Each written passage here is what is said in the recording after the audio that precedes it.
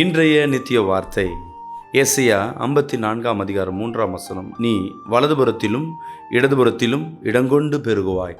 என் அன்பு தேவ பிள்ளைகளே, உங்கள் வாழ்க்கையில் ஒரு பெருக்கம் இல்லாதபடி காணப்படலாம், வளர்ச்சி இல்லாதபடி காணப்படலாம். உங்கள் பிஸ்னஸில், உங்கள் திருமண வாழ்க்கையில், உங்கள் குடும்ப வாழ்க்கையில், ஊழிய வாழ்க்கையில் ஒரு பெருக்கம் இல்லாதபடி அப்படி நாளுக்கு நாள் மழுங்கி கொண்டே இருக்கலாம்.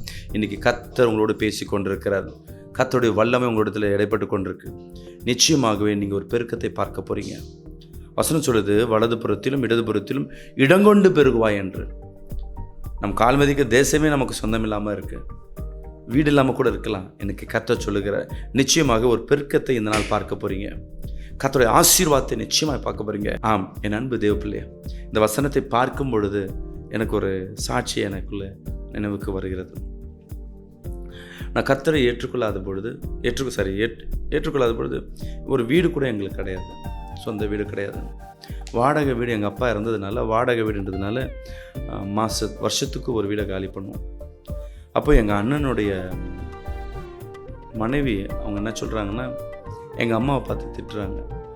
நீங்கள் குரமம் குரத்தி போல் நீங்கள் என்ன பண்ணுறீங்க, அடிக்கடி வீடை காலி பண்ணிட்டு போகிறீங்க அப்படின்னு கிண்டல். ஏன்னா அவங்களுக்கு சொந்த வீடு இருக்கிறதுனால எங்கள் அம்மா என்கிட்ட அழுகுறாங்க. நான் எப்படியாவது வீடை, எனக்கு சொந்த வீட்டில் போனேன், என் வீட்டுக்காக இருந்தால் இந்த வார்த்தையெல்லாம் கேட்க விடுவாரான்னு. அப்போ நான் ஒரு வைராக்கியம் பண்ணேன், நான் எப்படியாவது சொந்த வீட்டை வாங்கி என் தாயாரை கொண்டுட்டு போனேன். அப்போ தான் இயேசுவை ஏற்றுக்கொண்டேன். ஏன்னா இயேசுவை ஏற்றுக்கொண்டால் ஒரு வாழ்க்கையில் மாறும்னு சொல்லின்ற காரியத்தில் இந்த ஒரு காரியத்துக்காகவே இயேசுவை ஏற்றுக்கொண்டேன். இயேசுவை ஏற்றுக்கொண்டு ஜெபிக்கும் பொழுது எனக்கெல்லாம் என்னென்னா ஒரு வீடு வாங்கணும். நான் ஊழியம் செய்யலை, நான் வெறும் விசுவாசி.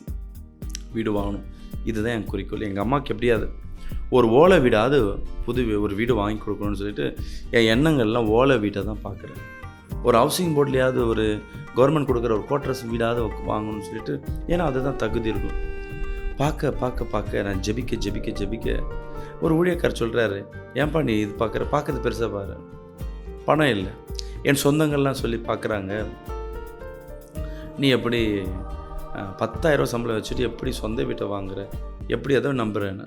அப்போ எனக்குள்ள நம்பிக்கை, சம்பளம் கம்மியாக வாங்கலாம், ஆனால் என்னோட தேவன் இருக்கிறார். அன்பு பிரியமான ஜனமே, கர்த்தரை இறுக்கமாய் பிடித்த அந்த விசுவாசம் நான் சைதாப்பேட் பகுதியில் ஒரு வீட்டை வாங்க ஆரம்பித்தேன்.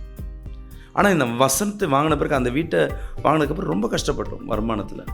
ஆனால் இந்த வசனம் என் வாழ்க்கையை உயிர்ப்பித்து, இந்த வசனத்தை படிக்கும்போது இடங்கொண்டு பெருகுவாய், வலதுபுறம் இருக்கிற இடத்துலையே வாழ முடியல, கடனாக இருக்கேன்னு இருந்தேன். ஆனால் இந்த வசனம் 3 ஆண்டுகளில் அதே பகுதியில் வலது பக்கத்தில் இடது பக்கத்தில் ஒரு இடம் வாங்க முடியாது கர்த்தர் செய்தார். அன்பு தேவ பிள்ளை, இந்த சாட்சி உங்களுக்கு பிரயோஜனமாக இருக்குன்னு விசுவாசிக்கிறேன். வார்த்தை வருதுன்னா அதை பிடிச்சிக்கங்க, இது எனக்கு தான் வருதுன்ட்டு. யாருக்கோ பேசுகிறேன் இல்லை, கர்த்தர் தான் பேசுகிறார். இந்த வார்த்தை கேட்குற உங்களோட தான் இந்த வார்த்தை கிரியை செய்கிறது. நிச்சயமாகவே உங்கள் வாழ்க்கையில், உங்கள் பிஸ்னஸ், ஊழியம், அவங்க குடும்ப வாழ்க்கையில் ஒரு பெருக்கத்தை கர்த்தர் இந்த நாள் செய்ய போகிறார். God bless you. கர்த்தர் உங்களை ஆசீர்வதிப்பார்.